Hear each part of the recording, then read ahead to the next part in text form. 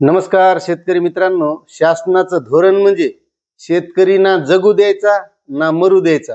कारण शासनाच्या धोरणाच्यामुळं त्यांना एकतर शेतीमालाचे भाव वाढवता येत नाहीत, ते जागतिक लेवलवर असतात, निर्यात बंदी असते आणि शेतकऱ्यांचा जो काही फायद्याचा विषय आहे तो फक्त शेतीमालाच्या भावात आहे. मग त्या योजनांमध्ये किती अनुदान दिलं, किती पैसे दिले तरी शेतकऱ्यामध्ये कधीही बदल होणार नाही. तुम्ही बघत असाल परंपरागत किती शेतकरी शेती करत आहेत, मात्र त्या शेतकऱ्यामध्ये शेतीच्या जीवावर कोणताही बदल झालेला दिसत नाही. मग शासनाने किती अनुदान दिले आणि कितीही काय केलं, कारण शेवटी जे कष्टाचं असतं ते कष्टाचं असतं. म्हणजे जो शेतकरी जो शेतमाल पिकवतो त्या शेतीमालाला जर भाव मिळाला तर शेतकरी त्या शेतीमाल पिकवण्यासाठी किंवा त्याच्या उत्पन्नात वाढ होण्यासाठी जास्तीची आणखीही मेहनत करू शकतो. मात्र तसं होत नाही, कारण शासनाचे जे काही धोरण असतात ते सर्वच शेतकऱ्यांना मारक असतात.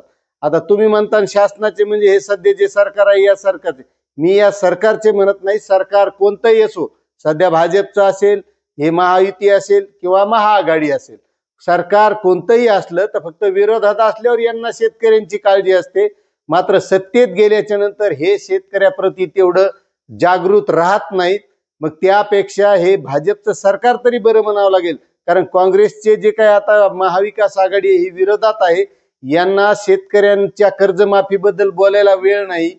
कारण या सरकारनं शेतकऱ्यांना आश्वासन दिलं होतं, मात्र तरीही महाविकास आघाडी शेतकऱ्याप्रती तेवढी सजग नाही.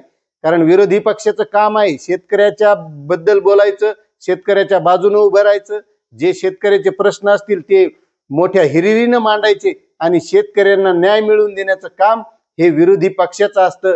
मात्र विरोधी पक्ष एकदम शांत बसलेला आहे. आणि आता मित्रांनो, जे मग या सरकारनं आता PM किसान योजनेच्या माध्यमातून 2000 रुपये देऊ केले, आता तो हप्ता 20वा जून मध्ये शेतकऱ्यांच्या खात्यात येणार आहे. आता त्यामध्ये सुद्धा या शासनाने एक अट घातलेली आहे की जे शेतकरी फार्मर डिजिटल ID म्हणजे शेतकरी ओळख प्रमाणपत्र जे रजिस्टर करतील अशा शेतकऱ्यांच्या खात्यात येणार आहे. त्यामुळे प्रत्येक शेतकऱ्यानं हे रजिस्ट्रेशन करणं गरजेचं आहे. त्याच वेळेस हे 2000 रुपये मिळणार आहे.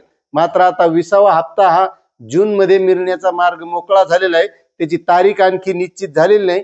मात्र ज्यावेळेस तारीख निश्चित होईल त्यावेळेस ते अपडेट आपण नक्कीच घेऊन येऊया. आता तुम्हाला ही माहिती कशी वाटली नक्कीच कमेंट करा. चॅनलवर नवीन असाल तर सबस्क्राईब करा, व्हिडिओला लाईक करा.